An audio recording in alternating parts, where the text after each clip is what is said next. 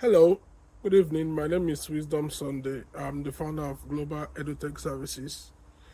Um, Today, I want to share a video with you about how to make a successful visit or tourist visa application. So, in this video, I want to show you guys how an individual on their own, without an assistance of anyone, can successfully apply for a visit visa or a tourist visa either to Canada or UK or any country at all in the world. This has become necessary because these visa processes are easy. It's just for the candidates to know what is required of them and what is expected of them to be able to make and have successful applications. So, first of all, for you to make a successful visit or tourist visa application, you need to apply on time. Let's assume you want to visit the UK in April. You need to apply at least 3 months before that time you want to travel. So if, for instance, you want to go to US in May, you need to apply at least by February so that you have 3 months before that day you want to travel. This will allow time for the Home Office to make a reasonable decision on your application before the time, because you're not the only one applying, so you give them time for more waiting times. Then that is number one. Number two, you have to actually check the documents you need for a successful visa application. What are the documents you need? You need an international passport from your home country. You need an invitation letter, either from the person you are visiting or from the organization you are going to meet or for the conference you are going to. You need an accommodation or hotel booking. So let's assume you are going to Canada for a visit, you don't live there. You need to have booked a hotel beforehand on those days that from the time you are landing, covering through that period for the purpose you are visiting the country. So let's assume you are coming to the UK for a conference that is starting from 20th to 25th. So maybe you propose to arrive on 18th. You are supposed to have a hotel booking that will cover in that location from that 18th you're arriving till the end of the period the purpose of a visit elapse. So if you're not booking a hotel, you should provide another location or accommodation location of someone you are coming to visit. Let's assume maybe you are coming to visit your son or your brother or your sister. You are supposed to provide the contract or the home visit of the person anywhere they are living. They are supposed to either give you a letter stating that you stay in their place, then provide their tenancy agreement showing that this is their house, they are owning it, or they are renting the house. So that is one evidence. To book a hotel where you cannot stay, you can go to booking.com. You can even type it on Google search and say, maybe I want to book a hotel near the city of London. You see many sites pop up. You can book hotels that you pay at the location, or you can pay upfront if you want. Make sure that if you are paying upfront, the money should be refundable in case your visa is denied.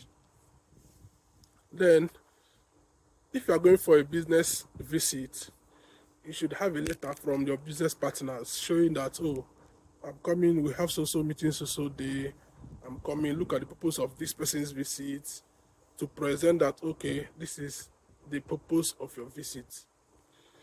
If you are going for marriage, you should have a letter from your spouse or partner that you guys are dating or you guys are about to be married, that they should give you visa. If you are going maybe for a PLAB test, the test for doctors, the one that you do in the UK or any other country, so you should have a letter from that body, the PLAB body, or the letter of registration of the examination showing the dates on your application as well. Then the third point is you need to have a consistent information. You need to provide consistent information to the Home Office. Oftentimes, many people have maybe in the past applied for visas using different agents, and those agents have used an information which they don't even know. I've had a situation where someone has used someone to apply for a visit visa before somewhere, and in that application, they filled that he was married with 2 kids. Meanwhile, the guy was not married, and he wasn't aware of the status of what the information they have already provided to Home Office during his prior application. So when he made a present application, he just said he wasn't married, he was single.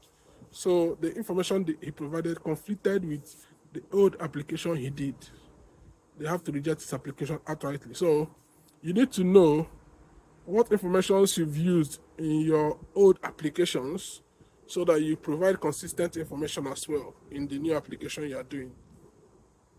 That is why you need to be honest and truthful. So you don't need to stress yourself looking for information to use or what to provide in a recent application.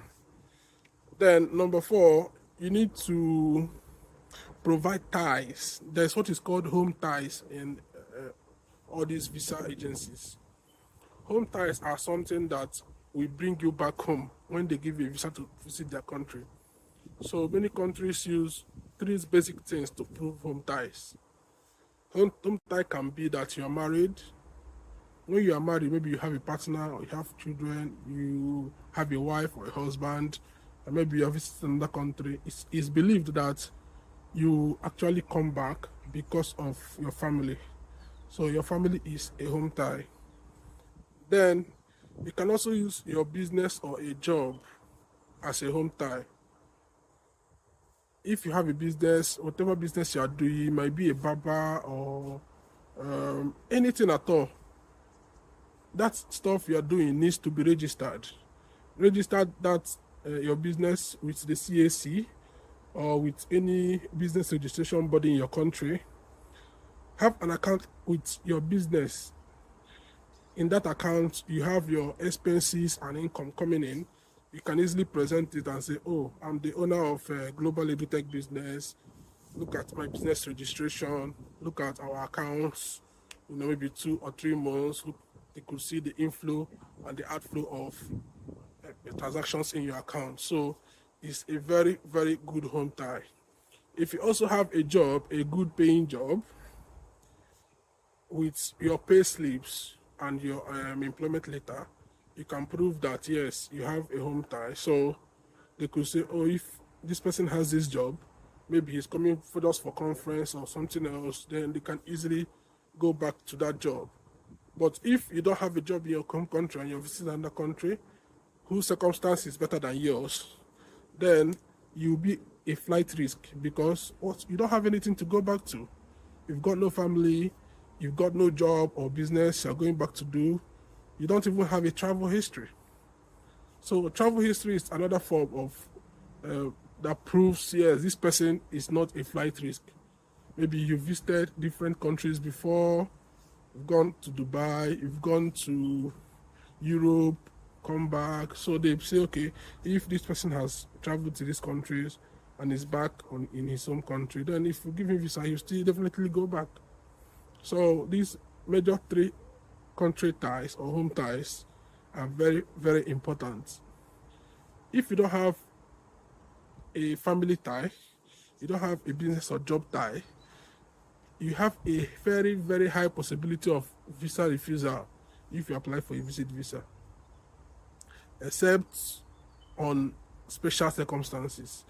But if you don't have these 3 things, no family, no business, no job, no travel history, then it's very, very difficult to secure a visit visa or a tourist visa.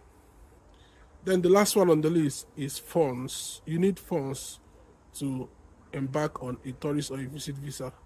So the Home Office will want to know how much you have in your account For how long have you had it?